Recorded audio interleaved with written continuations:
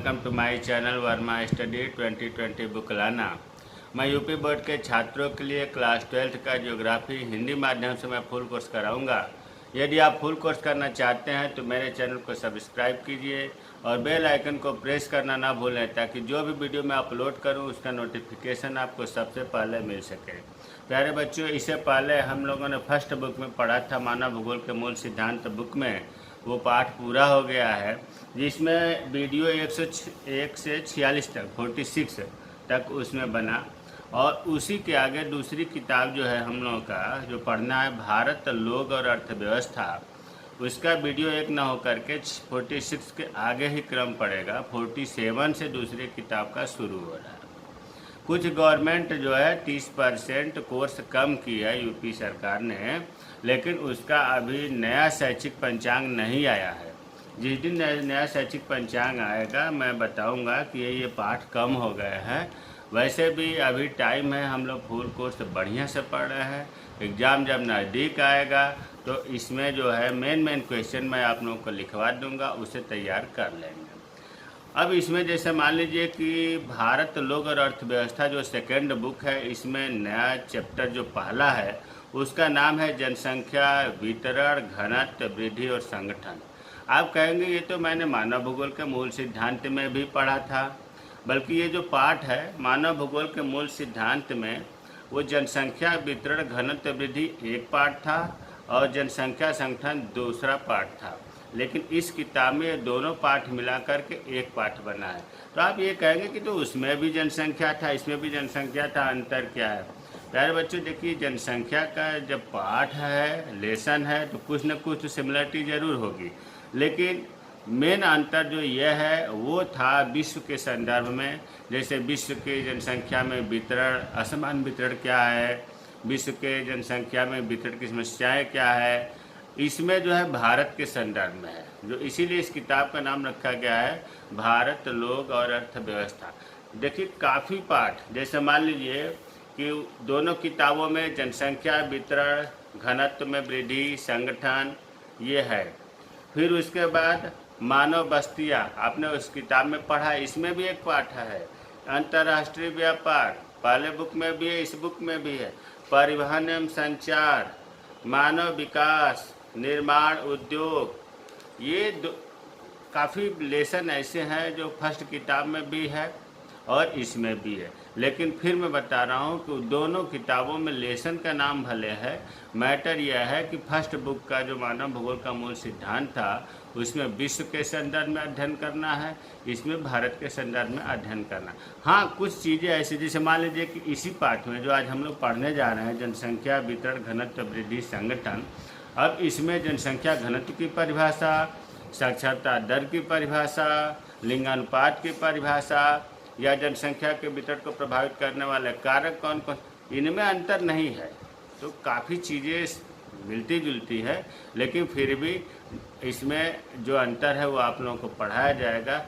आज हम लोग पढ़ते, आज जो हम लोग इस पाठ में पहले 2011 जनगणना से संबंधित प्रमुख आंकड़े, आपको पता है कि प्रत्येक 10 वर्ष पर जनगणना होती है। अब जैसे कहने का मतलब कि 2011 में हुई थी, अब अगली साल होगी, 10 साल बाद 2021 में जनगणना होगी। 2011 से पहले 2001 में हुई थी। तो इसके आंकड़े जो महत्वपूर्ण हैं, किसी न किसी रूप में छोटे छोटे प्रश्न में ये पूछे जाते हैं। इसलिए हमने आज सबसे पहले इस पाठ में हमने ये सोचा कि 2011 की जनगणना के जो आंकड़े हैं उनको एक जगह कर दूं, ताकि आप इन्हें धीरे धीरे रट लेंगे तो 1 नंबर या 2 नंबर के जो मल्टीपल चॉइस क्वेश्चन आता है उसमें कोई दिक्कत ना हो। अब जैसे ये एरो हमने बनाया है, ये आप मान कर चलिए कि प्रत्येक प्रश्न छोटे छोटे प्रश्न है। पहला है भारत की कुल जनसंख्या 1,21,05,69,573 है। मैं मान रहा हूँ कि इतनी लंबी चौड़ी आंकड़े याद करने में दिक्कत हो तो केवल आप इतना ही याद करिए कि भारत की कुल जनसंख्या 121 करोड़ है। 1,21,00,000 कहिए, 121 करोड़ कहिए, क्योंकि देखिए इतना लंबा चौड़ा आंकड़ा नहीं पूछता है बल्कि करोड़ में दे देगा। तो आप 121 करोड़ से अंदाज़ा लगा लेंगे कि कौन सा विकल्प सही है। तो भारत की कुल जनसंख्या 121 करोड़ है। ये याद रखने की बात है, 2011 के आंकड़े हैं। अब इस समय 2020 में तो 130 करोड़ से अधिक हो चुकी है जनसंख्या, लेकिन हमें 2020 से मतलब नहीं है, हमेशा 2011 के आंकड़े आपसे पूछे जाएंगे। दूसरा है 2011 जनगणना के अनुसार भारत की कुल जनसंख्या विश्व की कुल जनसंख्या का 17.5% है। प्यारे बच्चों, अगर विश्व की जनसंख्या को हम 100% मान लें तो उसमें भारत की जनसंख्या 17.5% है। जनसंख्या घनत्व 382 व्यक्ति प्रति वर्ग किलोमीटर है। कितना है? 382। जनसंख्या घनत्व क्या है? आपको फर्स्ट बुक में बताया गया था, फिर भी यहाँ बता दूँ। प्रति वर्ग किलोमीटर में रहने वाली जनसंख्या को जनसंख्या घनत्व या जनघनत्व कहते हैं। प्रति वर्ग किलोमीटर, तो भारत के पूरा अगर हम देखें तो प्रति वर्ग किलोमीटर में 382 व्यक्ति आ रहे हैं, तो घनत्व 382 व्यक्ति हुआ। कोष्ठ में हमने लिख दिया इससे पहले वाली जनगणना में, मतलब 2001 में 325 था। इसका मतलब कि 325 से बढ़ करके 382 व्यक्ति प्रति वर्ग किलोमीटर हुआ। बहुत ही महत्वपूर्ण ये आंकड़ा है। लिंगानुपात 943 हो गया 2011 में। लिंगानुपात, इसका मतलब क्या हुआ कि 1000 पुरुषों पर जितनी स्त्रियां होती है उसे लिंगानुपात कहते हैं। तो पहले 933, पहले का मतलब 2001 में 933 था, ये संख्या बढ़ करके 943 हो गया 2011 के आंकड़ों के अनुसार। ये भी बहुत महत्वपूर्ण आंकड़ा है। जनसंख्या घनत्व 382, लिंगानुपात 943। शिशु लिंगानुपात 0 से 6 वर्ष जिसको कहते हैं 919 है, पहले 927 था। बच्चों, जैसे लिंगानुपात का परिभाषा भी बताया कि 1000 पुरुषों पर जितनी स्त्रियां होती हैं उन्हें लिंगानुपात कहते हैं, उसी तरह से 1000 शिशु पर कितने शिशु मादा होती है, मतलब शिशु स्त्रियां होती हैं, उन्हें शिशु लिंगानुपात कहते हैं। पहले 927 था, अब देखो घट करके 919 हो गया है। मतलब आप ये कहिए कि 1000 पुरुष शिशु पर 919 शिशु स्त्रियां हैं। अगला है साक्षरता दर 73% है। पहले 2001 की जनगणना के अनुसार कितना था? 64.84। अब ये बढ़ करके सुधार हुआ है। इससे पहले इस पहले वाला इसीलिए लिखा हूँ कि आप सुधार देखें। तो साक्षरता दर 73%, लेकिन आज भी 100 लोगों में 73 लोग ही पढ़े लिखे हैं, बाकी जो है निरक्षर हैं। अगला है देश में अब तक पूर्ण साक्षर घोषित किए गए एकमात्र राज्य केरल है। केरल एक ऐसा राज्य है भारत का जिसे पूर्ण साक्षर घोषित किया गया है। 100% तो नहीं है, 94% है, लेकिन इतना कहीं अर्थात 100 लोगों में 94-95 लोग पढ़े लिखे हैं, इसलिए पूर्ण साक्षर घोषित किया गया है केरल प्रदेश को। अब जो है यहाँ से हम कुछ जनसंख्या के आंकड़े इस प्रकार दिए हैं, तीन दिए हैं, फर्स्ट सेकेंड थर्ड कह लीजिए।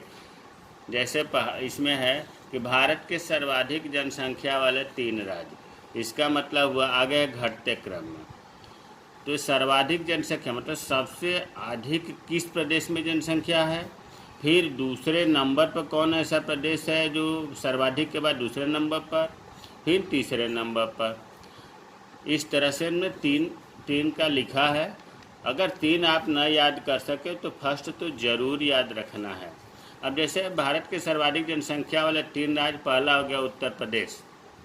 सबसे ज़्यादा भारत में किस प्रदेश में आबादी है या जनसंख्या है? तो उत्तर प्रदेश। उत्तर प्रदेश में 16.51% आबादी है, जनसंख्या है। दूसरा स्थान महाराष्ट्र का आता है 9.28%। तीसरा स्थान बिहार का आता है। अगर आप परसेंटेज नहीं याद कर पाते हैं, 3 प्रदेश का भी नहीं नाम याद कर पाते हैं, तो इतना तो ज़रूर याद करना पड़ेगा कि भारत की सर्वाधिक जनसंख्या वाला राज्य कौन सा है? तो उत्तर प्रदेश। इसका ठीक उल्टा भारत का न्यूनतम जनसंख्या वाला राज्य कौन सा है? पहला सिक्किम जहाँ 0.05%, बहुत कम है। दूसरा मिजोरम, तीसरा अरुणाचल प्रदेश। तो हमने 3 लिखा है। सबसे कम सिक्किम में, उसके बाद उससे ज़्यादा मिजोरम में, उससे ज़्यादा अरुणाचल प्रदेश में। देखो लिखा है बढ़ते क्रम में।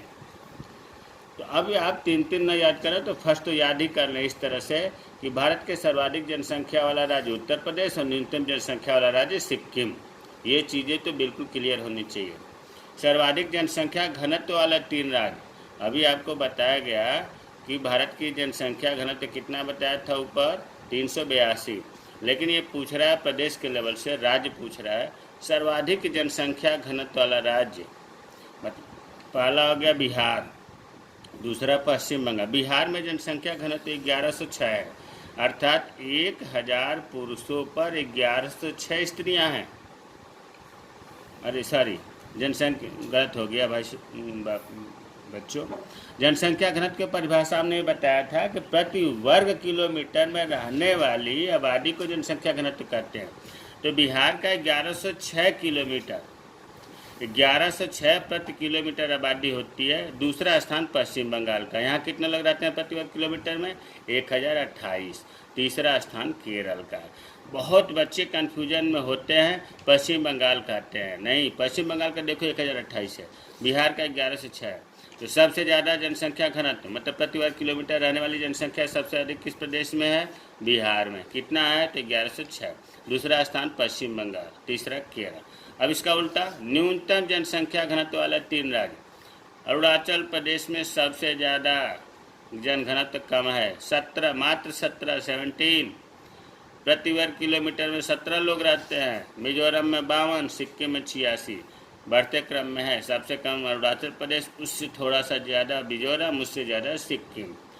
तो फर्स्ट अगर याद करना हो तो सर्वाधिक जनसंख्या घनत्व वाला राज्य बिहार और न्यूनतम जनसंख्या घनत्व वाला राज्य अरुणाचल प्रदेश, याद हो जाएगा। अब जो मैं बताना चाह रहा था ये है सर्वाधिक लिंगानुपात वाले तीन राज्य। लिंगानुपात की परिभाषा, प्रति 1000 पुरुषों पर जितनी स्त्रियां होती हैं उन्हें लिंगानुपात कहते हैं। सबसे ज़्यादा लिंगानुपात कहाँ है, केरल में, 1000 पुरुषों पर 1084 स्त्रियां हैं। तमिलनाडु दूसरे नंबर पर है, 996 है। तीसरे नंबर पर आंध्र प्रदेश है, 993 है। न्यूनतम लिंगानुपात वाले तीन राज्य, सबसे कम हरियाणा में 879, दूसरा नंबर जम्मू कश्मीर 889, तीसरा स्थान सिक्किम। तो अगर हम एक एक याद ही करना चाहते हैं तो ऐसे याद करेंगे, सर्वाधिक लिंगानुपात वाला राज्य केरल और न्यूनतम लिंगानुपात वाला राज्य हरियाणा। अब आते हैं साक्षरता प्रतिशत। सबसे ज़्यादा साक्षरता प्रतिशत का मतलब 7 वर्ष, साक्षरता किसे कहते हैं, साक्षरता दर किसे कहते हैं, 7 वर्ष या इससे अधिक जो भी व्यक्ति किसी भाषा को लिख सकता है, पढ़ सकता है, समझ सकता है, उसे साक्षरता की श्रेणी में मानते हैं। ऐसे जब प्रतिशत में निकालते हैं तो उसे बोलते हैं साक्षरता प्रतिशत। तो सबसे ज़्यादा केरल का है। अभी हमने ऊपर भी पढ़ा था कि साक्षरता पूर्ण राज्य घोषित कौन सा है प्रदेश, तो केरल 94%। दूसरा नंबर मिजोरम का आता है, यहाँ 91.3% है। तीसरा स्थान गोवा का है। अगर आप तीनों प्रदेश नहीं याद करते हैं तो केरल तो हर हाल में याद करना पड़ेगा कि सर्वाधिक साक्षरता प्रतिशत वाला राज्य केरल है, 94%। इसका उल्टा आते हैं, न्यूनतम साक्षरता प्रतिशत वाला तीन राज्य बिहार है, यहाँ 61.8%। 100 लोगों में बिहार में मात्र 62% मतलब 62 लोग साक्षर हैं। दूसरा स्थान अरुणाचल प्रदेश का है, तीसरा स्थान राजस्थान का है। अरुणाचल प्रदेश का परसेंटेज है 65.4% और राजस्थान का है 66.1%। तो अगर आप तीन प्रदेश नहीं याद कर पाते हैं तो इस तरह से याद करिए कि सर्वाधिक साक्षरता प्रतिशत वाला राज्य केरल, न्यूनतम साक्षरता प्रतिशत वाला राज्य बिहार। अगला है प्रश्न, सर्वाधिक पुरुष साक्षरता। देखो साक्षरता में हमने आगे बना दिया पुरुष साक्षरता और महिला साक्षरता। सर्वाधिक पुरुष साक्षरता प्रतिशत वाले तीन राज्य। यार बच्चों यहाँ ध्यान दो, अगर ध्यान देंगे आप तो जो सर्वाधिक साक्षरता प्रतिशत वाले तीन राज्य थे वही सर्वाधिक पुरुष साक्षरता वाले तीन राज्य हैं, केरल, मिजोरम और गोवा। फिर मैं एक बार रिपीट कर दे रहा हूँ, सर्वाधिक साक्षरता प्रतिशत वाले जो तीन राज्य हैं केरल, मिजोरम, गोवा, वही सर्वाधिक पुरुष साक्षरता वाले राज्य में भी आते हैं। हाँ परसेंटेज चेंज हो जाता है लेकिन प्रदेश का नाम वही है, केरल, मिजोरम, गोवा। न्यूनतम पुरुष साक्षरता वाला प्रतिशत राज्य, कहाँ कम लोग पुरुष में पढ़े लिखे हैं, सबसे कम बिहार है, बिहार उसमें भी फर्स्ट था न्यूनतम साक्षरता में भी, और दूसरे नंबर पर अरुणाचल प्रदेश है, और तीसरे नंबर पर आंध्र प्रदेश है। तो अगर केवल पूछा जाए कि सर्वाधिक पुरुष साक्षरता वाला राज्य कौन सा है, तो केरल। न्यूनतम पुरुष साक्षरता वाला राज्य कौन सा है, बिहार। अब इसका उल्टा महिला संदर्भ में आते हैं। सर्वाधिक महिला साक्षरता प्रतिशत वाला राज्य, first Kerala, second Mizoram, third Goa. और न्यूनतम महिला साक्षरता प्रतिशत वाले 3 राज्य, बिहार, राजस्थान, झारखंड। अगर इसमें केवल एक याद करना हो तो आप इस तरह से याद करें, सर्वाधिक महिला साक्षरता वाला राज्य केरल है, न्यूनतम महिला साक्षरता वाला राज्य बिहार है। तो ये आपके मेन हमने 2011 के जनगणना के आंकड़े दे दिए, इसके बिना काम चलने वाला नहीं है। और एक बात ये भी बता दूँ, फर्स्ट बुक में भी जनसंख्या के वितरण, घनत्व, वृद्धि और संगठन पाठ है, इसमें भी है। ये आंकड़े दोनों किताबों में आपके काम करेंगे। तो प्यारे बच्चों, दूसरी किताब आज शुरू हो गई है, भारत, लोग और अर्थव्यवस्था। इसलिए आप इन्हें बढ़िया से नोट बनाएं, याद करें, मेरे चैनल को सब्सक्राइब कीजिए, और मेरे वीडियो में देखने के बाद कमेंट बॉक्स में कमेंट करें कि यह कैसा लगा, ताकि मैं उसमें सुधार करूं, अच्छे से अच्छे वीडियो भेज सकूं। और कोरोना महामारी चल रही है, इसमें घर में सुरक्षित रहें, अधिक से अधिक घर में ही पढ़ें लिखें, बाहर कम से कम निकलें। जय हिंद, जय भारत।